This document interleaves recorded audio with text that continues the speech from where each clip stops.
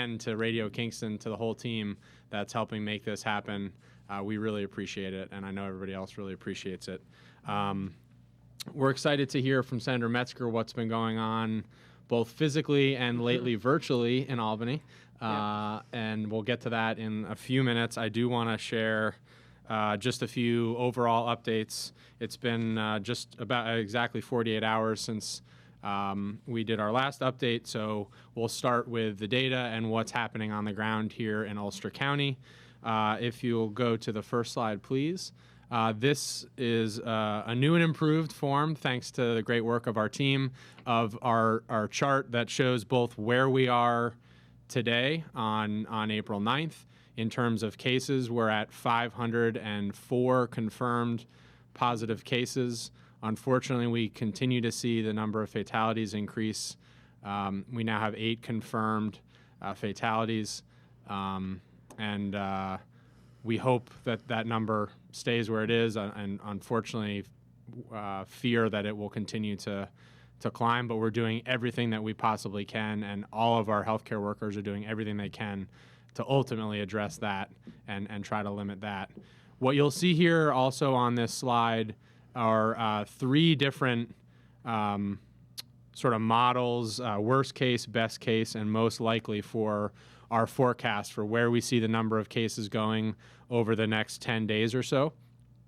You can actually see, if you look at that yellow line of most likely, when we spoke 48 hours ago, we were thinking that would be closer to 1,600. Based on the new data we're getting in, we're updating this model regularly. We're seeing that number go down just a little bit, which is encouraging. We're seeing the doubling rate go down just a little bit, so that's what's caused us to adjust this model. These are the models that we're using to inform all of our planning and thinking in terms of hospital capacity and treatment capacity. So just want to share that with you all graphically here. The other thing to take away from this, obviously, just like we've heard at the state level from Governor Cuomo, there's a huge number difference in between those different best case, most likely, and worst case. And everybody out there, what you do in the coming days and weeks in terms of following best practices on social distancing and the pause policies, that is what will make that difference in numbers. So that we're all empowered to have some ability to affect that. If you'll go to the next slide, we last week, or excuse me, not last week, 2 days ago, talked about some of the major challenges we had in shortfalls we were anticipating in equipment, particularly in terms of ICU beds and ventilators. At that time, at the beginning of this week, we were on pace to be out of much of this by the end of the week. I have some very, very good news on that front. After putting out that call in the last 48 hours, I really want to thank especially Governor Cuomo, as well as our partners at the Health Alliance of the Hudson Valley. 2 big positive developments. Number one, progress is happening in the build-out of the Marys Avenue campus. Ultimately, that will add 235 beds. The work continues to happen there. That is thanks to Governor Cuomo and New York State. That is a huge lift in terms of adding bed capacity, because without that, we will run out of that. Without the additional beds, we'll run out of it by the end of this week. So that is good news. The other very good news, Health Alliance was able to bring online 17 additional ventilators, which almost, I think it actually more than doubles the capacity that we had. Some of this is from converting BiPAP machines, not to get too technical and wonky, but basically converting other forms of equipment into ventilators, and then they were also able to bring some of their transport ventilators online to be operating in the hospital.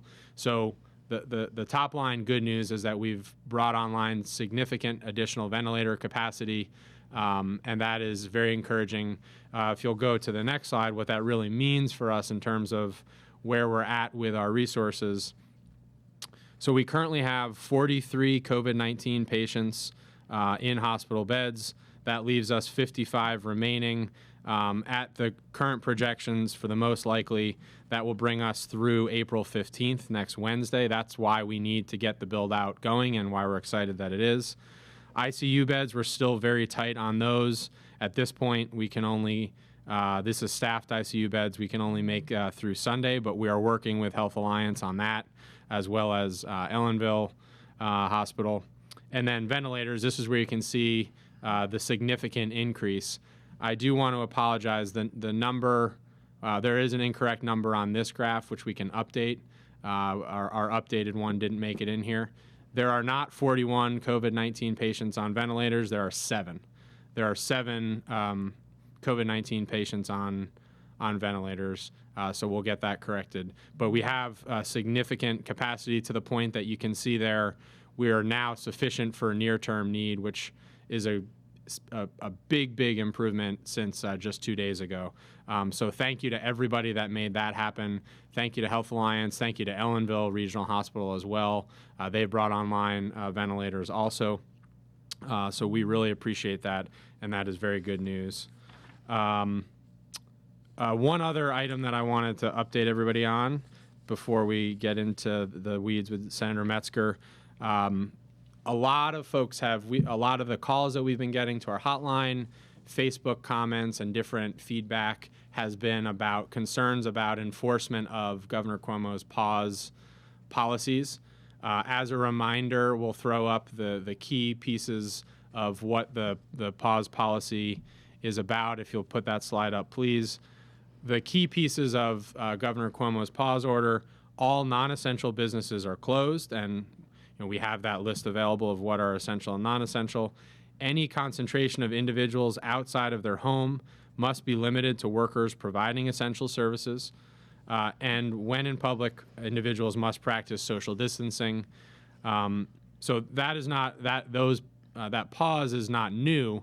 That's actually been in effect and extended till the end of April. What is new is that the statewide, the governor has set up a pause enforcement task force.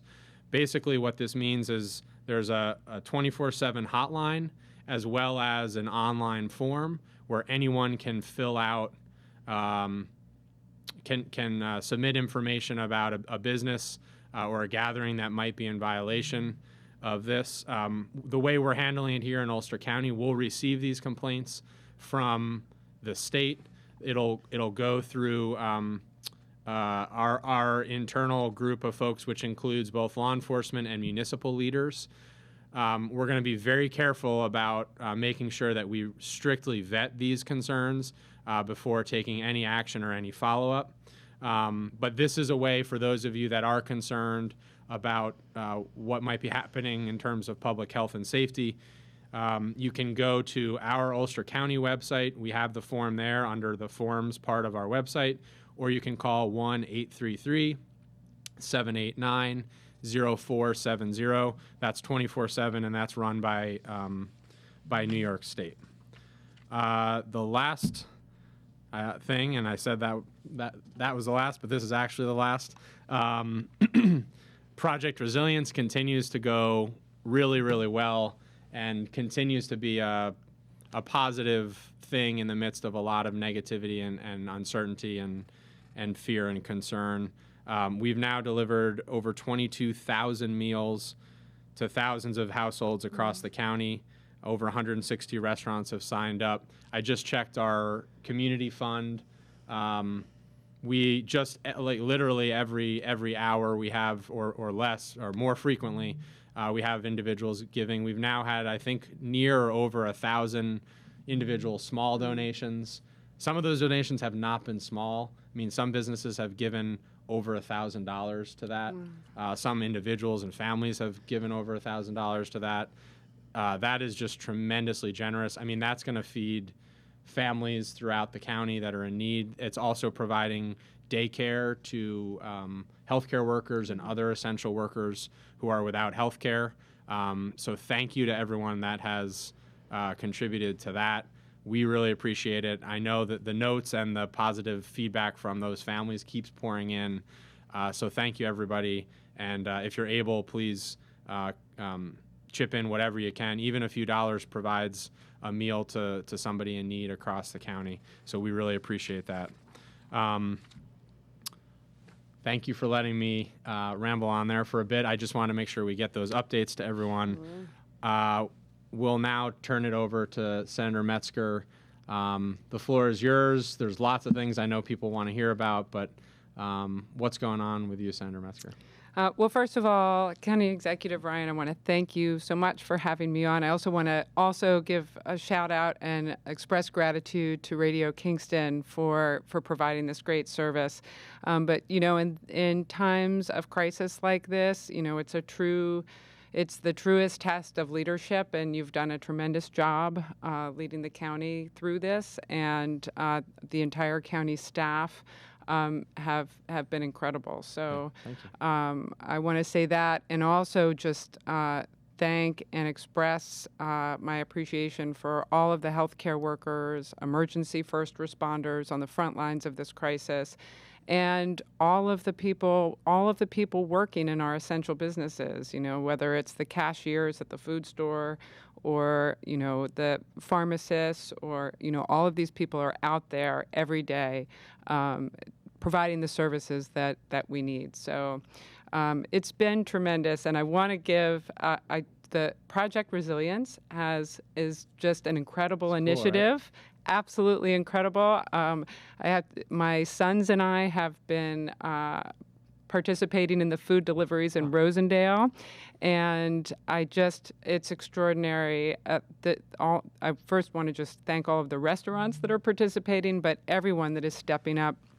Again, like in times of crisis, you really, you see just the incredible spirit of our community, and we're all kind of rising to the challenge.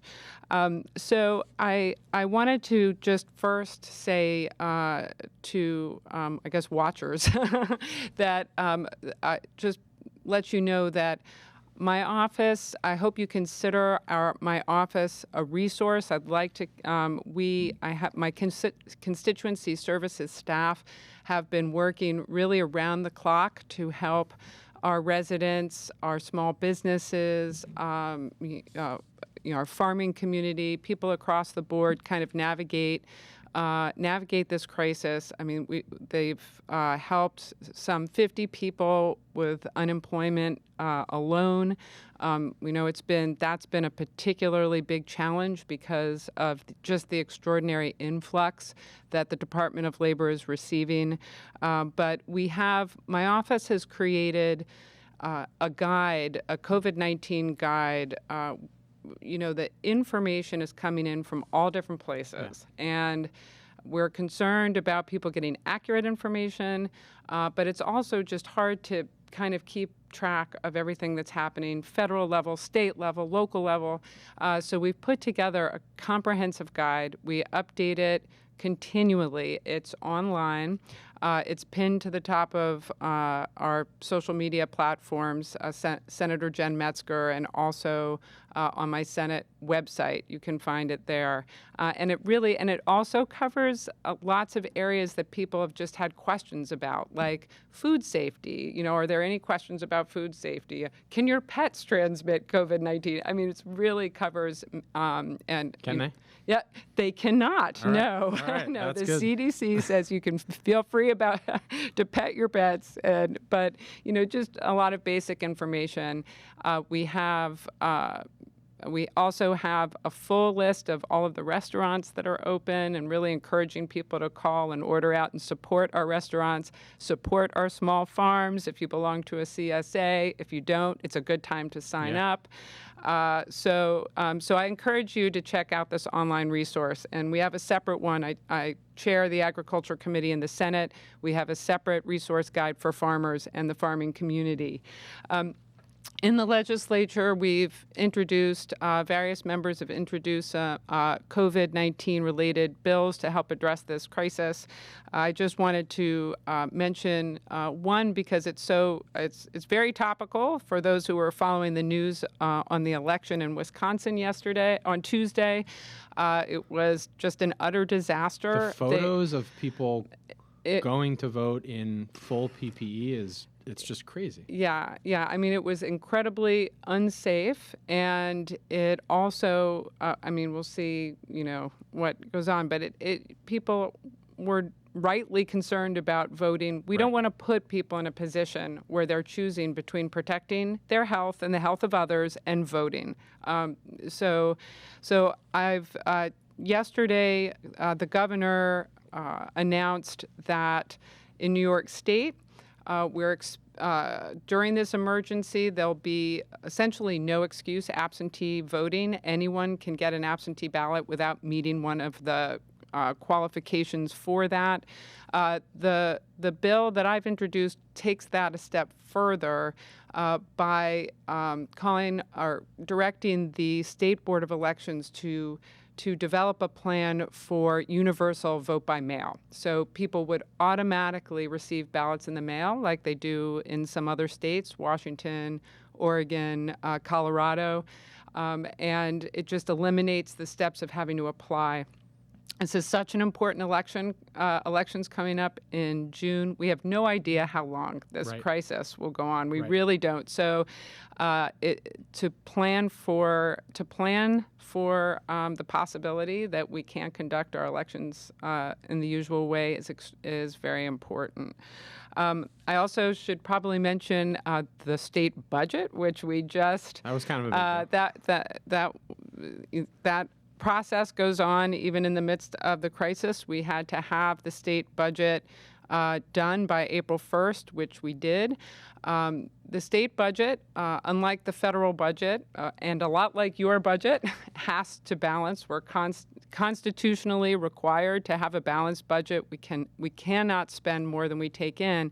And of course, it was a particularly challenging year because we're just going to see a severe and are seeing a severe decline in revenues. You're seeing it too at every level of government because of the slowdown in the economy. So we were really focused on really prioritizing and making sure that we continue that we hold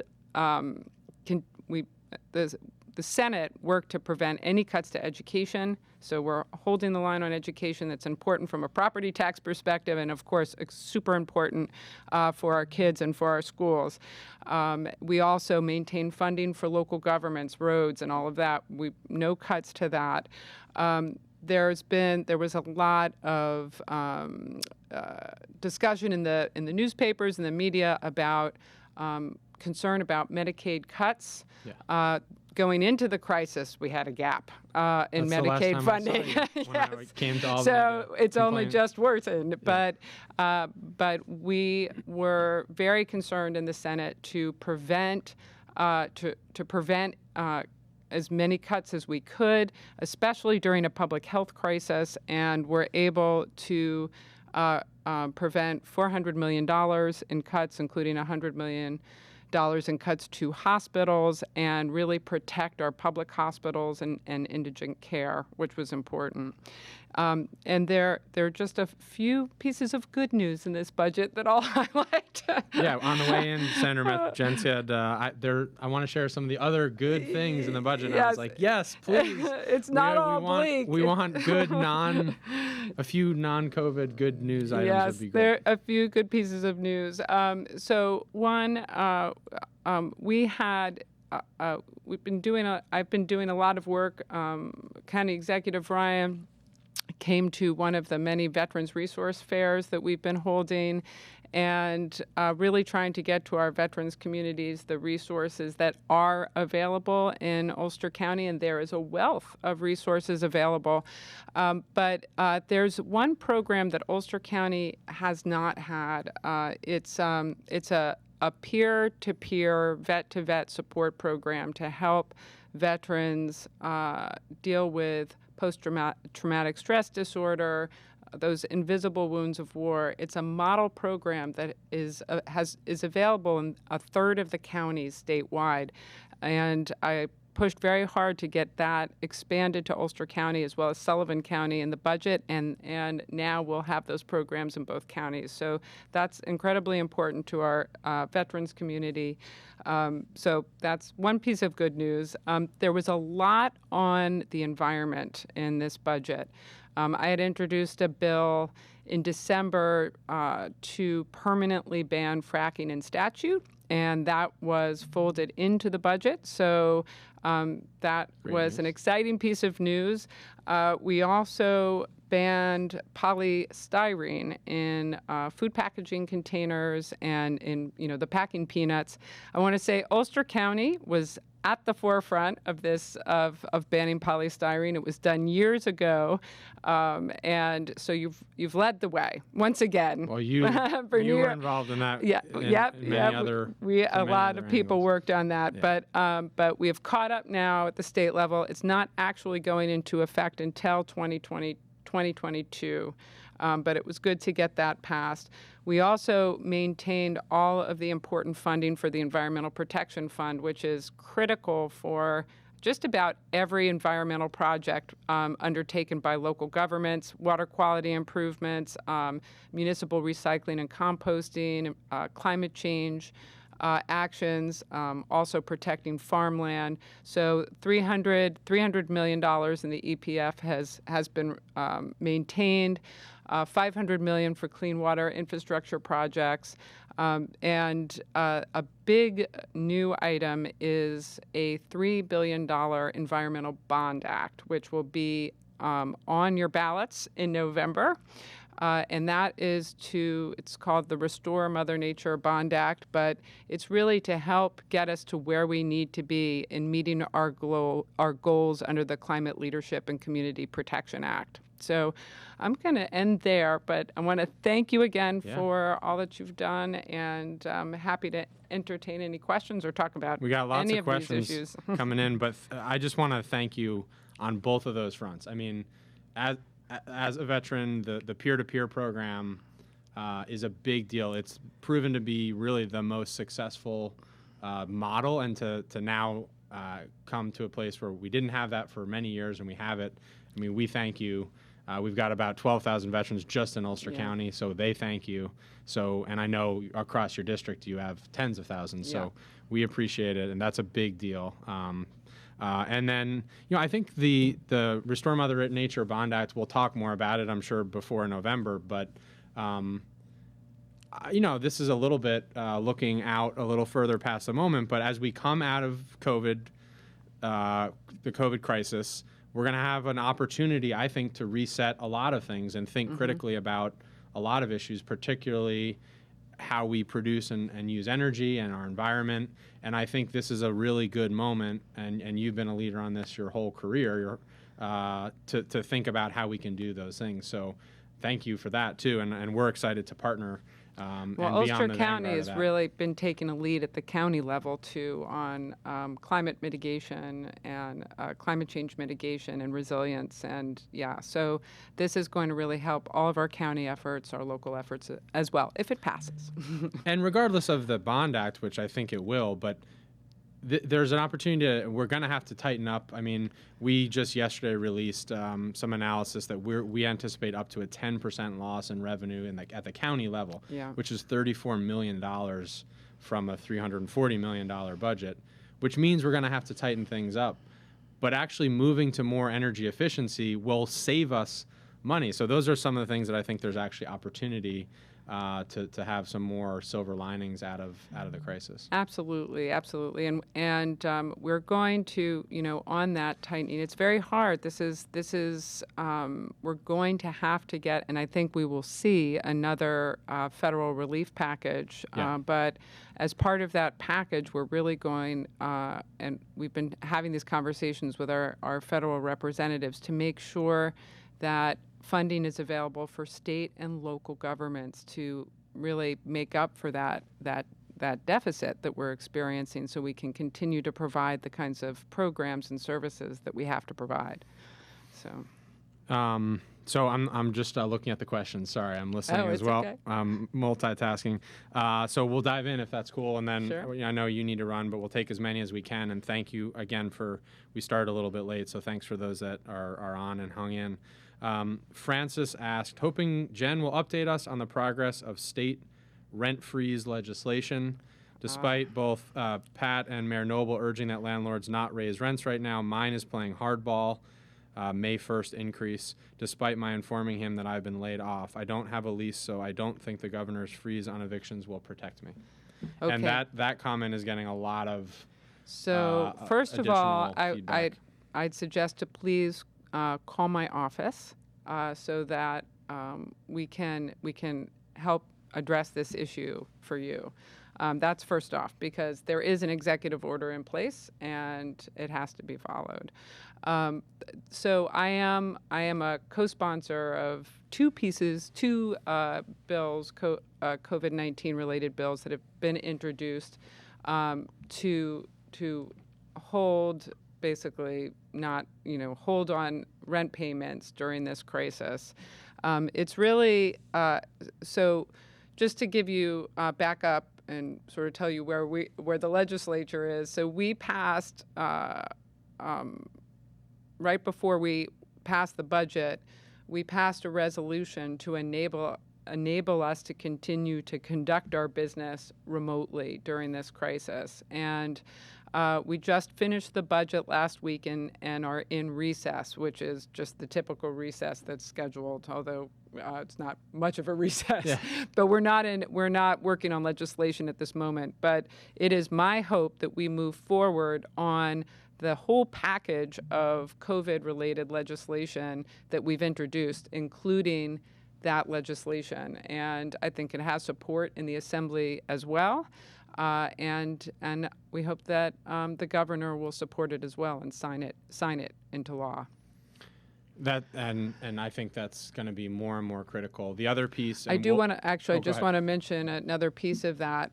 So it's also, there are two different bills, but the more recent bill, which I've co-sponsored, which was introduced right after the last fiscal relief package, would set up a fund to relieve the burden on landlords of their, they have mortgage payments to make, so, but this is another thing, another component of the next round of fiscal aid relief from the federal government that we're pushing for is to provide the funds for this fund, because there are two sides of it. There's the renters, but then there's the owners that have to pay their bills as well. So we want to make sure we address both of those things. But it's critical. People are out of work. They cannot. Right. They can't afford it, and we can't see people, losing their homes. It's just not acceptable. And we're at the local level as well, and we'll talk more about this maybe even next week. Several of the local banks are also working to basically push back mortgage payments for both residential individual homeowners as well as commercial, landlords, basically moving several months of what would have been your mortgage payments to the end of your 20 or 30-year mortgage with no penalty and no extra interest, which would really relieve that burden. And then we would really hope and encourage that all landlords pass that savings to their tenants. So I think there's definitely more to come on that. I'm going to go through a few quick ones that are follow-ups on some of the health updates. Carrie asked, where are we on being able to get testing for everyone? We are working on it. We actually, one of the good developments here, we are opening up the testing site in the town of Ulster a bit, thanks to Nuvance, where now you still need a prescription, but you don't need an appointment. So if you get a prescription, you can go anytime that it's open. You don't need to schedule a slot. As I said 2 days ago, we have more testing capacity. We're not getting up every day. We could do up to 250, and we're doing somewhere under just around 200 a day at that site. So we can do more. Reach out to your primary care physicians. If you don't have a primary care physician, you can call our Ulster County COVID-19 hotline. That's 845-443-8888, and they can get you you can talk to one of our public health nurses, and they can get you taken care of. But we are fortunate. A lot of other counties and places are not in this position. Right now, we have enough tests. Not for everyone, but for everyone that has either exposure or symptoms. Right.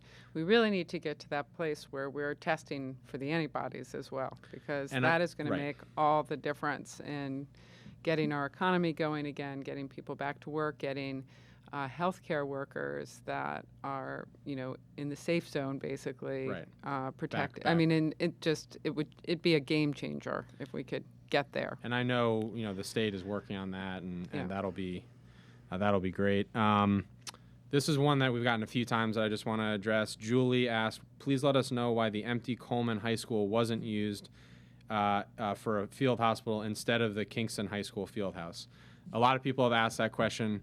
We were hoping to use Coleman since it's no longer being used as a school. Unfortunately, we spent a whole day there. There are a bunch of infrastructure problems there between elevators not working, which we would really need to move people that can't use stairs. There's no air conditioning, and we need to be able to control the temperature, and it would have taken a long time to get that back online. And there are also some issues with the roof and the structural integrity of the roof. So unfortunately, we looked there. We looked several other places. We were hoping to not have to use the field house at Kingston, but it really was the best option. I was there yesterday. The team is working on that. I saw some photos from today. They're already, I think I've gotten 55 beds up. We'll try to get some photos of that to share. I know one of the cool things I saw in one of the photos, we've had some, I think, students or some people have been sending letters and drawings that they're posting up in the bed spaces, with kids' drawings and things. So hopefully we don't need to use those beds, but if we do, they're being decorated, which is kind of nice.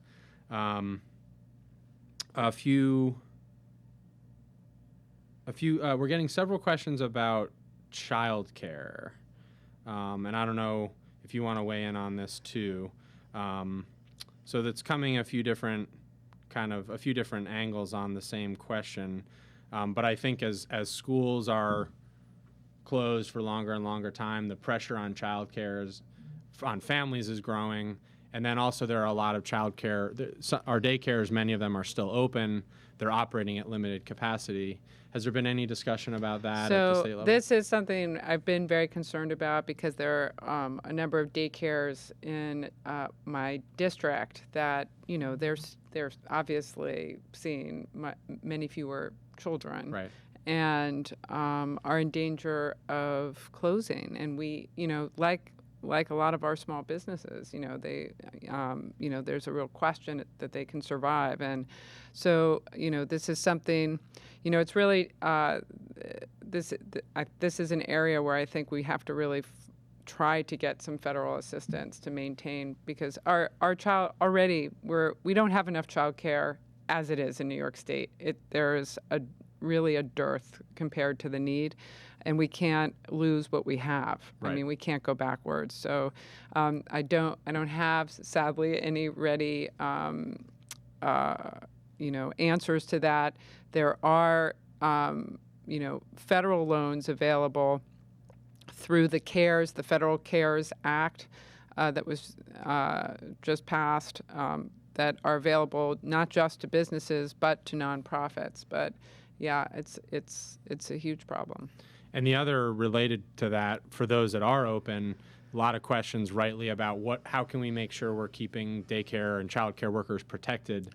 Yeah. And folks working in that essential service are also similar to the many others that you mentioned. That's right. Ulster County has put in a significant order for PPE that we're hoping will arrive. I mean, the supply chains are crazy right now. If we get that, our hope is to share it, of course, first with healthcare workers, but then to broaden out to other essential businesses and other not-for-profits and others doing this work. So we're mindful of that. That's very important. Yeah. A few others that I want to quickly hit on the hospital capacity. someone asked, let me see if I can find it here. I think I lost it. Sorry. There's a question about our ICU capacity. Could you say more? This is Will, who I think if this is the same Will, it's Will from Hudson Valley 1. Could you say more about how Ulster's ICU capacity can be increased? Is it mainly by increasing staff? So if you wouldn't mind, if we can throw the slide back up of the what we need capacity slide, that the area where we have the least slack right now is in the number of staffed ICU beds.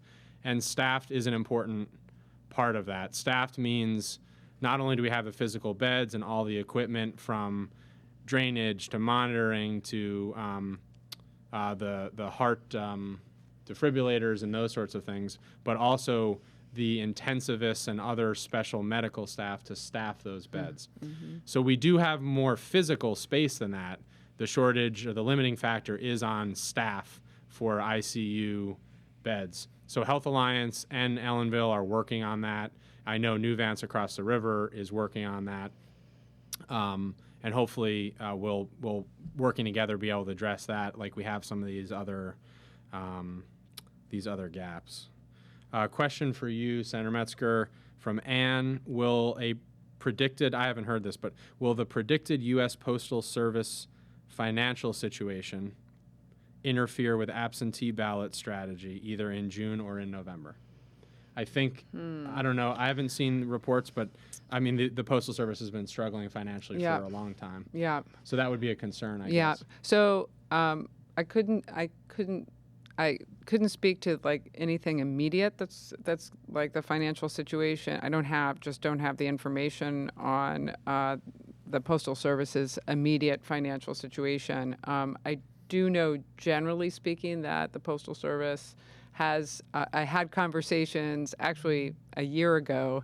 I've long been a proponent of at least looking into vote-by-mail systems because it's been so successful elsewhere.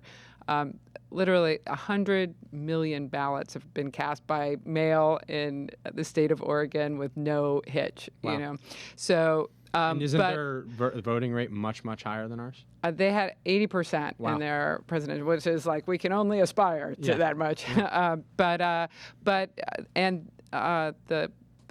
postal, it was the union employees actually were very supportive of that kind of system. But it's a fair question. I don't have an answer to that right now, but it's a fair question.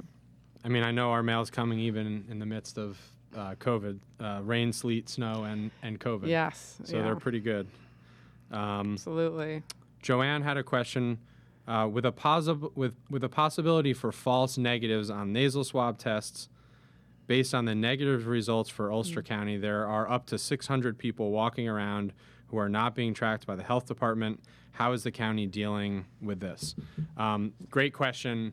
Beyond the potential for false negatives, which we have heard that there are some science talking about that, there are also a lot of people who either have not been tested yet or may be asymptomatic but are still able to carry COVID-19 and transmit it. We believe, and the epidemiologists believe, that up to 10 times the number of positive, up to 10 times, sorry, I didn't sleep a lot last night. The number of positive cases 10 times worse is the actual number is 10 times worse than the number of known. Thank you. Jeez, man, sorry. I need another cup of coffee. So, Joanne, really the answer to your question is that is why the pause restrictions, the staying at home, and the social distancing is so important for everyone, even if you may not have tested positive or be experiencing symptoms. So that's really why. That's how we're handling it. We're trying to test as many as we can, encourage people to be tested, but ask that everybody think about their ability to carry it and transmit it to others that might be more susceptible. Yeah, I would say, it's hard. We had this incredibly beautiful weather over the weekend. And I live just right up the street from the rail trail. And it was just, the trestle and Rosenet was just packed with people. And it was just like, you're all too close together. And it's tempting for everyone to get out inside and enjoy, and you should be getting out and enjoying the fresh air, and while we're all cooped up at home, but it's so important to maintain that social distance, whether you're on a bike or what have you. And if you have a mask, wear the mask. It makes an enormous difference in reducing the possibility of transmission. And as you said, like, the biggest danger, of course, is that there are so many people that are positive and don't know they're positive. Right. So it's good to just assume it and, behave as if you are. Just behave as if you are and keep yourself away from, at a safe distance from other people. And the more we do that now, the faster we get out of this situation. Absolutely. Hopefully. I will say, we have had a lot of questions about closing trails, the Ashokan Rail Trail, other trails. I'm hesitant to do it because it is one of the few sort of valves for people to get fresh air. But if we continue to see folks not following the social distancing at those sites, we're going to have no other choice. So I really ask everybody's help to follow those guidelines on these frequently used trails, especially certain spots on those frequently used trails where people tend to congregate. Parking lots of the trails are very concerning. So we're hoping not to do that. Other places have done it. We may have to do that especially Sullivan heading into County just closed down all of their parks. Especially heading into this weekend, if the weather's looking nice, we may have to look at that, which, again, I hesitate to do. But if you can get outside and, my wife and I, we just walk on our street rather than going to a more crowded park. So it's not Thankfully, we live in a beautiful rural county, lots of open spaces. I know not everybody can do that, but you can go to places where there aren't a lot of folks, and would encourage that. I know we're running up on time. There are a lot of questions we didn't get to. I'm very sorry. Let me just see if there are any urgent ones or any quick ones. Anything that you wanted to hit that we didn't get to hit? I don't think so. I just, encourage people to reach out to my office, and I can let you know the phone number of our office is 845-344-3311. And you can also email me at metzger@nysenate.gov as well. So if you have any follow-up questions to today. And I know I really appreciate you making the time. Thank you. I appreciate all that you're doing. Yeah, It's so important we're all in it together. Keep that communication going. And where we're really going to be looking to you and to Congressman Delgado is a lot of the immediate public health aspects are here at the county and to a certain degree at the state with the Department of Health and the governor. But figuring out these hard questions of economic recovery, of what happens with rent for issues, and what happens with getting businesses back open, and how do we fund that? You all will have a lot on your docket. Right. In the well, you and I will continue to text each other yes. whenever there's a question or issue, and talk regularly. But that collaboration at multiple levels is critical. Yeah. We have to work together to work our way through this. So. And on that note, if we could actually, I could throw up the slide with the thank you slide. You already hit on this, Senator Metzger, but I do just want to take a minute and thank. This is not an exhaustive list, but these are many of the folks that are absolutely out there on the front lines: healthcare workers, grocery store staff, public transit workers, including our county folks, teachers, and daycare workers. We got to add that one. Mail carriers, delivery workers, journalists, so many not-for-profit community groups that are all the organizations providing all of the social services that everyone continues to need. Exactly, and they're going to need even more as we get through the immediate public health parts of this. So to all of you doing that work, thank you. I know at the federal and state level there are a lot of initiatives to try to recognize what you're doing, both financially and otherwise. But in the meantime, just from, I think I can safely speak for both of us and say thank you from us. Thank you on behalf of all the residents, the nearly 200,000 residents of Ulster County. We see what you're doing. We appreciate what you're doing. And to everybody else out there, please hang in. I think, you know, we've got a few more tough weeks ahead of us, but I do think we can begin to see our way out of this. And then we get to the hard work of all the other recovery. And I can't wait to have the chance to actually see everybody in person, to have a big party where we recognize the number of people that we're going to have to thank who have done just phenomenal, incredible it's work. Extraordinary. It's going to be a big event, or many of them, a big party. So I'm excited for that. And I hope everybody out there stays healthy. Any closing? Me too. Just, you know, just everyone be safe, stay healthy, and stay informed day to day. And just thank everyone who has stepped up to get us through this crisis. Can't do it without you all. So. All right. Well said. Thank you very much, everybody. Thank you. We'll see you soon.